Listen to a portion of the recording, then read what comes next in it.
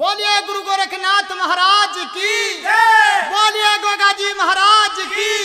माता बाछल खीर खांड के भोजन लेकर के बाग में पहुंच जाती है, सभी सखी सहेलियों को साथ में लेकर के। और इस भजन के द्वारा क्या कह रहे हैं हमारे सुरजीत भाई जी, आइए इस भजन के साथ में।